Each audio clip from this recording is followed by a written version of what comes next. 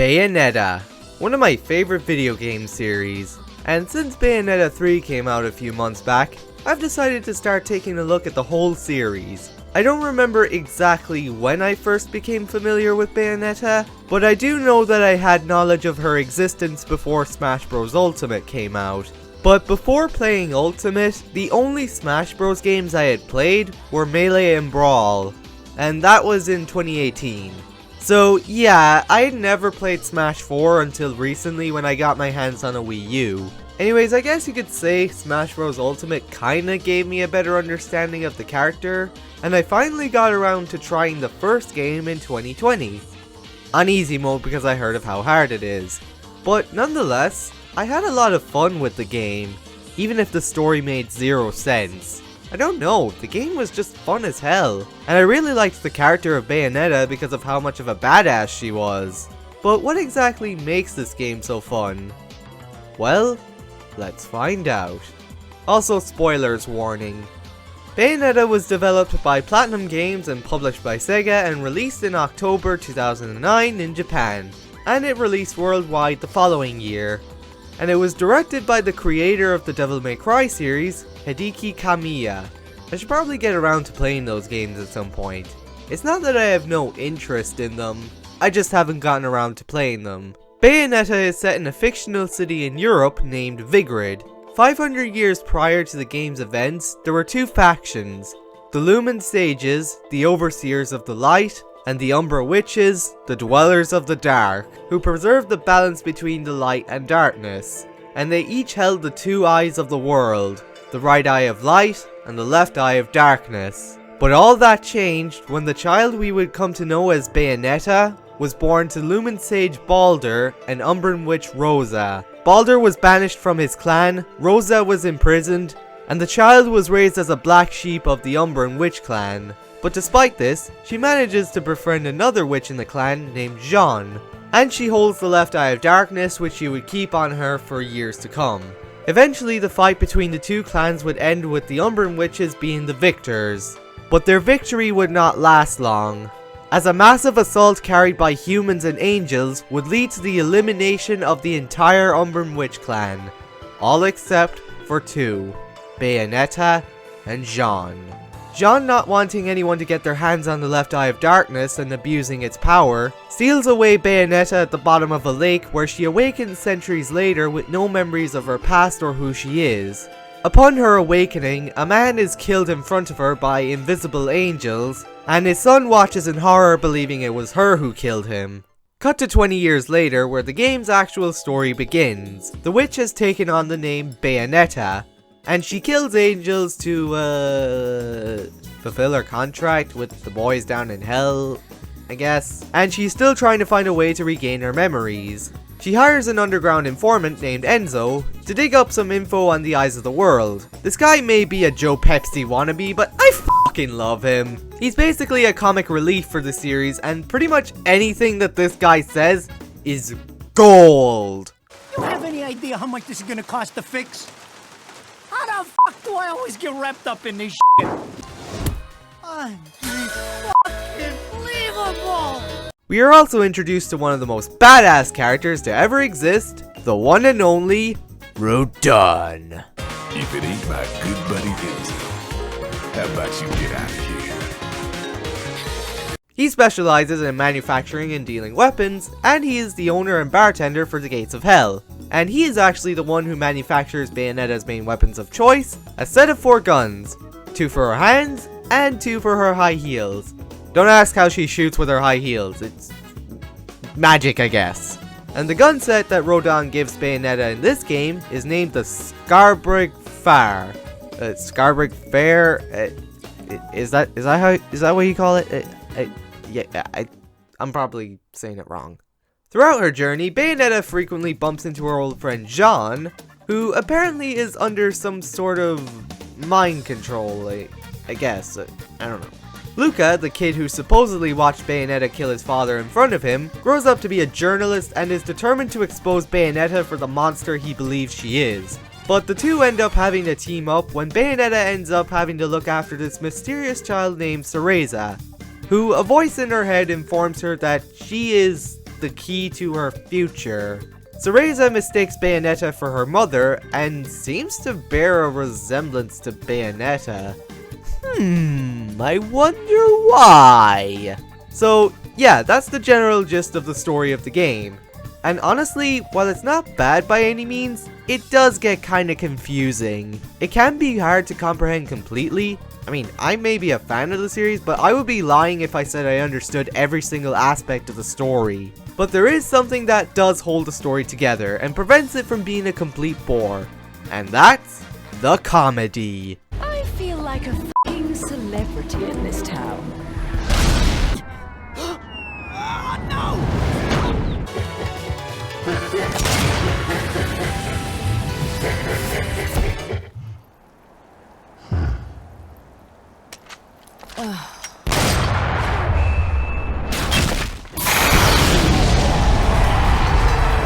This game certainly has a lot of humorous moments, which is a good thing, since once again, it keeps the story entertaining. Though a good chunk of this game's cutscenes are presented in these slideshow styles. I guess it does give the game's storytelling a unique style, but really, I believe it was just an excuse to save the budget. Now moving on to... oh boy, the voice acting. Now just to make something clear, the voice acting in this game, for the most part, is pretty good. Chick Venera brings a hilarious performance for Enzo, rest in peace. Dave Fennoy brings such a badass performance for Rodin, and I kinda find it funny how he's played two characters in games who supply the player with their gadgets and weapons. Luca is played by Yuri Lowenthal, who's also known for being the voice of Spider-Man in the Insomniac games, and he does a pretty good job. And Grey DeLisle, who is known for voicing Catwoman in the Arkham series, provides the voice for Jean, and she also does a very good job.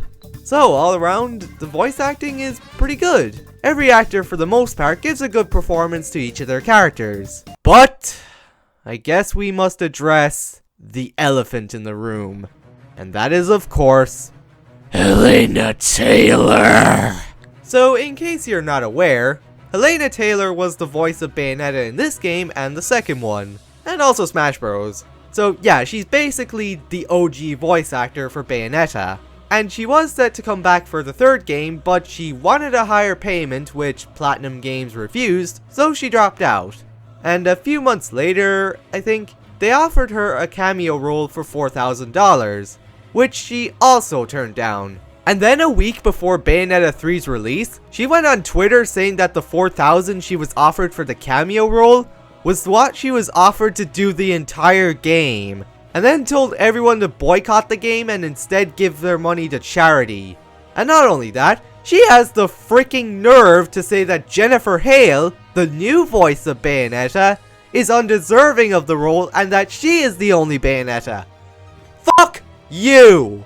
And funny enough, her pleas for people to boycott the game only led to more people buying the game. So I guess getting rid of her was one of the best decisions Platinum Games ever made, since it led to higher sales of Bayonetta 3. But as weird as it feels to say, despite all the controversy, she does do a good job providing the voice for Bayonetta.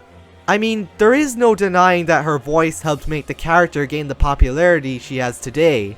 I mean, every great character needs a voice to be brought to life. And her voice is probably one of the reasons that people fell in love with the character in the first place. But yeah, it's still kind of a shame that the original voice actor behind one of the most popular video game characters turned out to be a lying bitch. So, to Helena Taylor, I say... Go fuck yourself! But with that out of the way, let's talk about the gameplay. Bayonetta is a hack and slash game just like its older cousin, Devil May Cry. You got two main attack buttons. In Xbox terms, Y is for punching, B is for kicking, and X is for guns, and you can hold the button for more damage. A is jump, no doy, and you got a double jump. And one of Bayonetta's main gimmicks is Witch Time, that can be executed by pressing the dodge button at the very last second, and it slows down time, giving you a chance to deal more damage to enemies. This move is extremely satisfying to pull off, though annoying for those with slower reflexes, which is where the Bat Within upgrade comes in. Even if you're like 1 second late, Witch Time will still activate, but just before it does, Bayonetta will turn into Saul Goodman!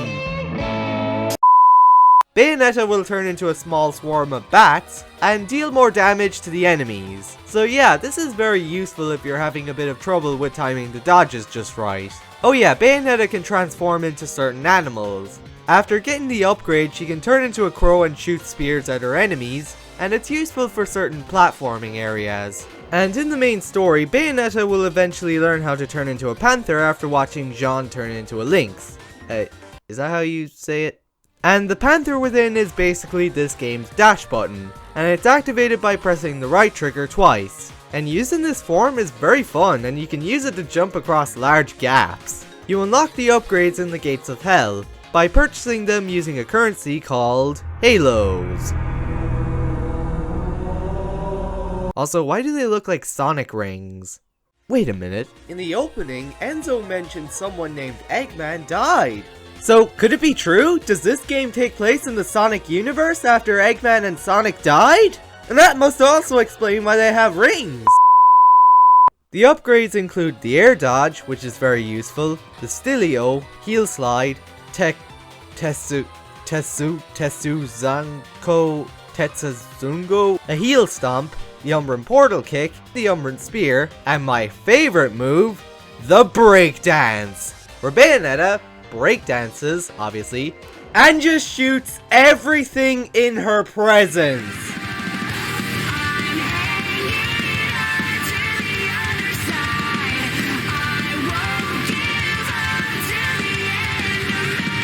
I freaking love this move, and I sure hope they don't get rid of it in a future game.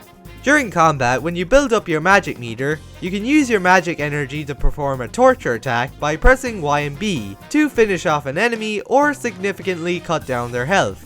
But just try not to get hit too much because getting hit costs you your magic energy. And let me tell you, this game is damn hard, even on the normal difficulty. If you try and button mash your way through this game, well, let's just say the enemies will have something to say about that. So you either get good or prepare for your self-esteem to be completely destroyed upon witnessing all those stone awards. Yeah, this game has a ranking system. Good luck getting a good rank. Luckily, this game does have a difficulty settings, which means it's still accessible for those who just want to play the game and have fun. And funny enough, easy mode feels a little more balanced. I don't run into too much trouble when playing on easy mode. You know, this game's easy mode should have been named normal, normal should have been named hard mode should be named bullshit mode, and very hard mode should be named stupidly impossible, what the f is this bullshit mode. I mean, I haven't tried the other difficulties because, gosh, I already struggle enough on normal mode. I dread to think what hard mode is like. And from what I've heard, the highest difficulty disables witch time. Yeah, no thanks, I'm good. But no matter what difficulty you play this game on, there's always that one little thing spread throughout the game that you can't get rid of. And that is quick time events.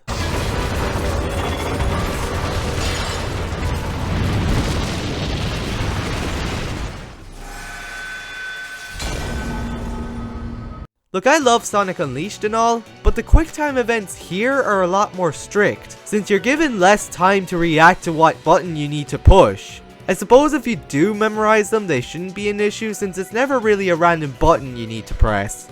Like for example, during this part in the second chapter, you always have to press X at the right time. I guess the real challenge is just that you have to remember to push that button and not panic.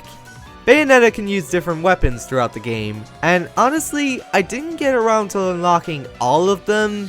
I mostly just stuck with the guns and swords. There are also lollipops you can use if you're having a tough time getting through a chapter. There are different variants of them with different properties, including health, magic, strength, and invincibility.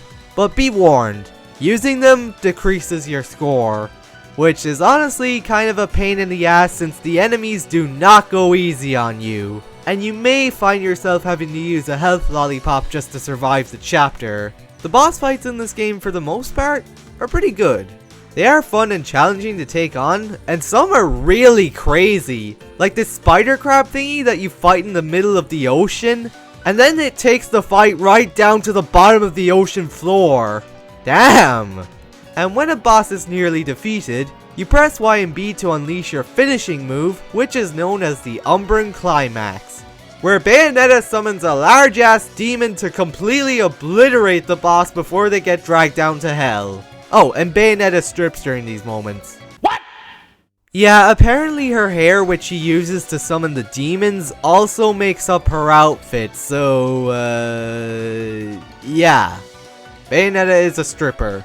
There are several occasions throughout the story where you will fight against Jeanne, who is probably the hardest boss to take on in the whole game, because she is an absolute beast of a fighter. Like, you've got to be really good with your combos and try not to spam the dodge button too much, which unfortunately is a habit I have.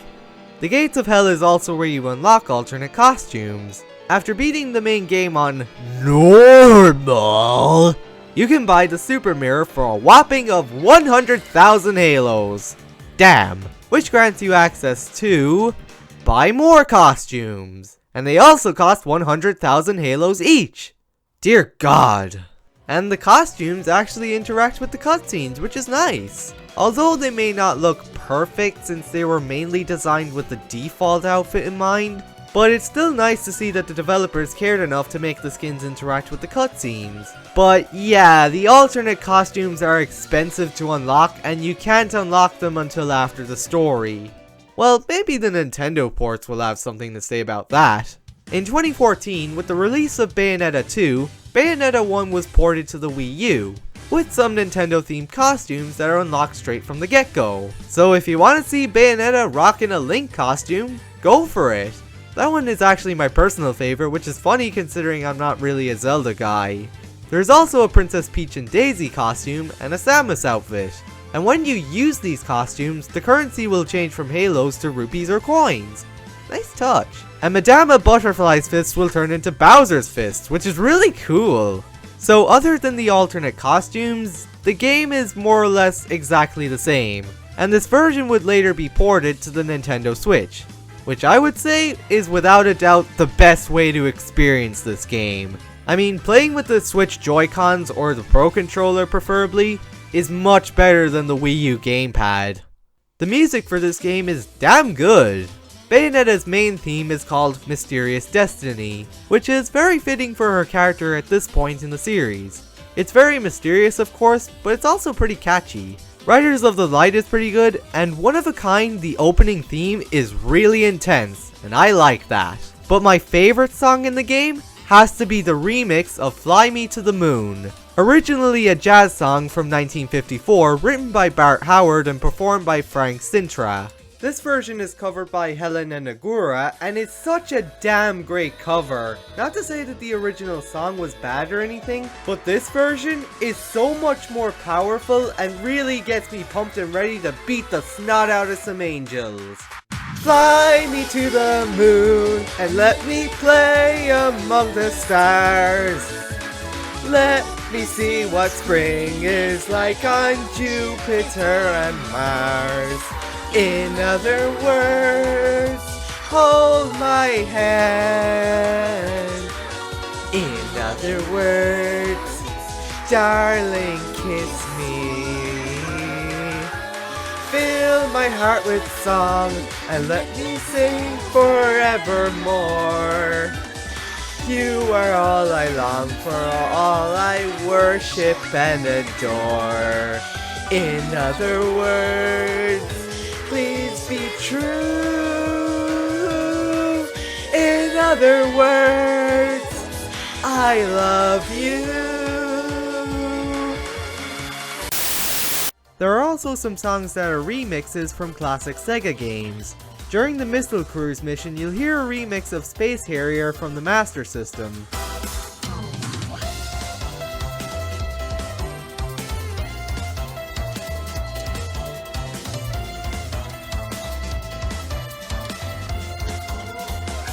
Hey Retro, maybe you should use this as your new outro theme for your Let's Plays.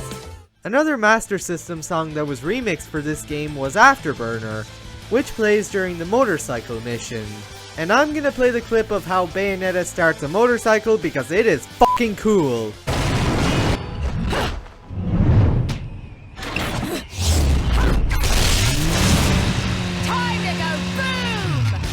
pure badassery. And the last of my favorite songs in the game is the Gates of Hell theme. It's very chill and relaxing, which is very fitting. It's actually some very nice background music. So all around, this game has some great tunes. And that's basically the whole game. Now it's ending time. So Bayonetta, young Cereza, and Luca make their way to the Isle de Soil on a freaking missile! After another pain in the ass boss fight against Jean, she supposedly dies. Bayonetta makes her way to the top of the largest tower in the island, where she meets the last surviving member of the Lumen Sages, who was the voice calling out to her throughout the whole game. And surprise surprise, it turns out to be her father. Oh, and Cereza is actually Bayonetta as a child. What? What? Who could have seen that coming? Who could have seen that coming? So we have a boss fight against Baldur, and we finish him off with a lipstick bullet to the head. Don't f*** witch. Bayonetta takes little Cereza back to her own time, and sings her a lullaby of Fly Me to the Moon. And that seems to be it. Oh, but Big Evil Daddy ain't finished yet. He KOs Bayonetta and then places her in the left eye of the giant statue of Jubileus to reawaken it. And then his whole tower turns into a freaking rocket. What is with this game and rockets? And then you take control of Jean, who, surprise surprise, ain't dead, and using a motorcycle, you ride up the rocket as it flies into outer space. I say again, you get to drive a freaking motorcycle up a giant rocket as it's flying out into space! Man, this game is wild. Jean frees Cereza from Jubileus, which makes the being go out of control. And Baldur gets crushed. And Jean supposedly dies, again. And the final boss begins. This final boss is pretty good. It's not too tough, but it's not too easy either. If you know what you're doing, you shouldn't have too much trouble with it. But just be careful of Jubileus' black hole attack that kills you instantly. Bayonetta, for her final climax of the game, creates a demon being her own equivalent of Jubileus and finishes the being off by punching her straight into the sun!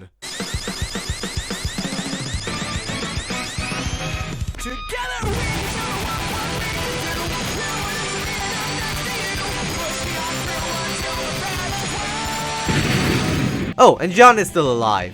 Again. And she and Bayonetta destroy the statue's debris before it impacts and destroys Earth. And Bayonetta dies, but then doesn't. Seriously, these two witches keep surviving everything. Especially Jean, since she gets presumed dead twice within the last hour of the game. She is one powerful character. I'm sure that she won't be so easily killed in a future game. And the game ends with the two reunited friends fighting against angels and poor Enzo getting his car wrecked again. And during the credits, you get to have your self-esteem be ruined even more. That's nice. Oh, and Let's Dance Boys is such a great song to end the game off. Again, this game has such great music. And that was Bayonetta, and it certainly is a wild and crazy experience. The story may be a bit confusing, but the humor makes up for it and holds it together, and again keeps it from being boring. The gameplay is fun as hell, though a bit challenging, and the game as a whole is just such a great time. And one of the most well-known and loved video game characters was born. And yes, once again, it is kind of a shame that the original voice actress behind one of the most popular video game characters turned out to be a selfish bitch. Bayonetta may not be the first to do the hack and slash gameplay well, but it is certainly a unique take on it. So yeah, I would say this game is a good one. It may be rough around the edges, such as the difficulty, the harsh ranking system, and the overabundance of cheap looking slideshow cutscenes, and the QuickTime events are annoying, but despite the issues, I would still recommend the game to anyone who likes action games with good combat systems and is looking for a story with fun moments. If you want to play this game with the best performance possible, I would say get it on the PS5 or Series X. And funny enough, the Xbox One and Series X can technically play two versions of Bayonetta, since it can play the remastered version and the original version on the 360 through the backwards compatibility. Kinda weird. I know the Xbox 360 original Bayonetta release was added to the backwards compatibility program before the remaster came out, but anyways, you can't really go wrong with either version since they both more or less look the same. Thankfully, this ain't a Batman Return to Arkham situation. But if you ask me, the best version to get would undoubtedly be the Nintendo versions. Because, come on, you get freaking Nintendo costumes and they're so much fun to see in action. And the game still runs very well on the Wii U and Switch. But the same cannot be said about the PS3 port. From what I heard, it was a rushed port and had many issues such as a choppy frame rate, washed out colors, and absurdly long load times. So if you're thinking about playing this game for yourself, whatever you do, don't go anywhere near the PS3 port. And even Platinum Games considers the PS3 port of Bayonetta to be their biggest failure. So yeah, once again, best to avoid that version. And once again, I would recommend getting the Nintendo version of the game. Specifically the Nintendo Switch version, since the Pro Controller works much better for this game than the Wii U gamepad. But if you don't have one of those, the Joy-Cons work just fine too. And the game is also on Steam, so I suppose that means modders can go nuts. So really, you can't go wrong with any version of Bayonetta unless it's the PS3 version. And that was my review of Bayonetta. Thank you for watching, I hope you enjoyed, and I'll see y'all later.